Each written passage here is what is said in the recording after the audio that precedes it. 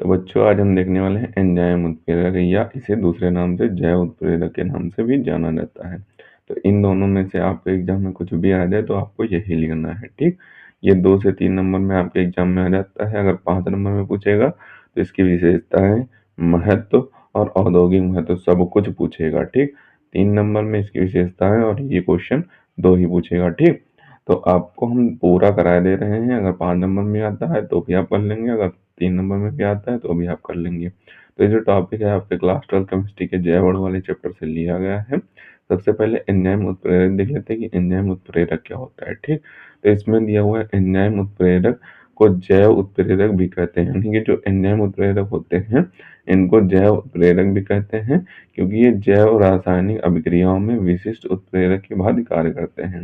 यानी कि जो एंजाइम उत्प्रेरक होते हैं ये जैव रासायनिक अभिक्रियाओं में विशिष्ट उत्प्रेरक का कार्य करते हैं। उत्प्रेरक आपके क्या होते हैं, जो लाइन पर लिखे जाते हैं ऊपर, वो उत्प्रेरक का कार्य करते हैं। यानी कि जो अभिक्रिया है उसमें जो बीच में लाइन बनती है उसके ऊपर जो लिखे जाते हैं वो उत्प्रेरक का कार्य करते हैं, ठीक। आगे दिया हुआ एंजाइम वे गोलीय बीटा प्रोटीन हैं जो जीवन तंत्र की रासायनिक अभिक्रियाओं में जैविक उत्प्रेरक का कार्य करते हैं। यानी कि जो एंजाइम है ये वे गोलीय बीटा प्रोटीन हैं जो जीवन तंत्र की रासायनिक अभिक्रियाओं में जैविक उत्प्रेरक का कार्य करती हैं, ठीक। इसमें आपको विशेषताएं अगर पूछता है तो विशेषताएं आपको क्या लिखनी है वो देख लेते हैं, ठीक। तो विशेषताओं में आपको 2 3 4 विशेषताएं जितनी हमको तैयार हो सके तैयार कर लेना, उतनी लिख देना, ठीक। पहली विशेषता में आपको लिखना होता है सभी एंजाइम प्रोटीन होते हैं। दूसरी विशेषता में लिखना है एंजाइम अनुकूलतम तथा ताप तथा पीएच पर सक्रिय होते हैं। यानी कि जो एंजाइम होते हैं वो अनुकूलतम ताप यानी कि जो पर्याप्त ताप होता है उस एंजाइम पर्टिकुलर एंजाइम के लिए, तथा पीएच यानी जो पर्याप्त पीएच मान होगा उस एंजाइम के लिए उस पर ही सक्रिय होते हैं, वरना ये निष्क्रिय पड़े रहते हैं, ठीक।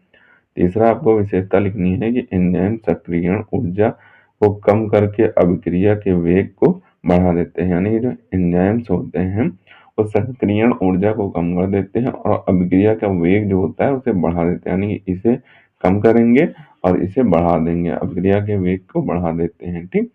चौथा आपको लिख देंगे विशेषता कि किसी अभिक्रिया के लिए एंजाइम की बहुत थोड़ी मात्रा की आवश्यकता होती है। यानी कि जो अभिक्रिया होती है उसमें केवल नाम मात्र के ही एंजाइम की मात्रा ली जाती है, यानी कि बहुत ही कम मात्रा में हमारा एंजाइम लिया जाता है, ठीक। और अगर इसके महत्व पूछे जाए तो महत्व में आपको क्या लिखना होता है, तो महत्व में इसके 2 महत्व होते हैं, औद्योगिक होते हैं, अभिक्रिया के रूप में होते हैं, ठीक।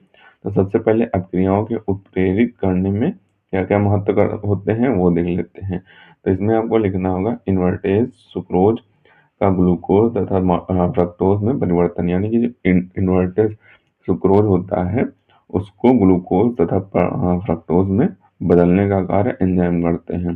दूसरा महत्व यहाँ पे दिया हुआ माल्टोज का ग्लूकोज में परिवर्तन। यानी कि जो माल्टेज होता है इसको ग्लूकोज में बदलने का कार्य कौन करता है, एंजाइम्स करते हैं।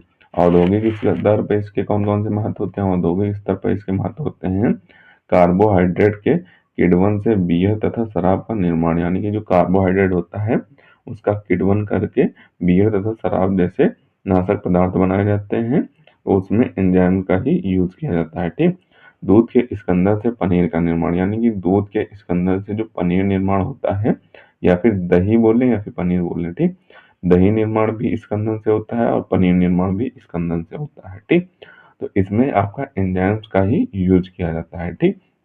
तो ये आपके एंजाइम्स की विशेषताएं और एंजाइम्स के महत्व हो जाएंगे, ठीक। इन अगर आपसे 5 नंबर का भी पूछता है तो भी आप बनाकर लिख देंगे 5 नंबर का। इतना ही आपको लिखना होगा, 1 से 1.5 पेज में आप आ जाएगा। 1.5 से 2 पेज का आप बढ़ा चढ़ा के लिख देना इसमें, तो आपको 5 नंबर मिल जाएंगे। 3 नंबर का पूछा जाता है तो आपको विशेषताएं ही पूछेगा, महत्व पूछे तो 1 2 महत्व लिख देना, ज्यादा लिखने की जरूरत नहीं है। 3 नंबर में आपको एक ही पेज का करना होता है, ठीक। तो आप इसका ऊपर से स्क्रीनशॉट कर लें और इससे आपको अच्छे तरीके से और बेहतर ढंग से तैयार कर लेना है। जितने भी आप अच्छे तरीके से तैयार करना चाहें उतने भी अच्छे तरीके से इसे तैयार कर लें। अब सबसे पहले आप इतने पार्ट का स्क्रीनशॉट करें, अब बचे हुए पार्ट का स्क्रीनशॉट करें, और जो नीचे पार्ट बच गया है उसका भी आप यहाँ पे स्क्रीनशॉट कर लें। तो इसे आपको अच्छे तरीके से तैयार कर लेना है। मिलते हैं किसी नए वीडियो में नए टॉपिक के साथ, तब तक के लिए धन्यवाद। और अगर अभी तक आपने हमारे इस चैनल को सब्सक्राइब नहीं किया है तो प्लीज़ सब्सक्राइब जरूर कर लें, क्योंकि हम इसी तरीके से क्लास 12 से रिलेटेड इंपॉर्टेंट टॉपिक पर वीडियो डालते रहते हैं।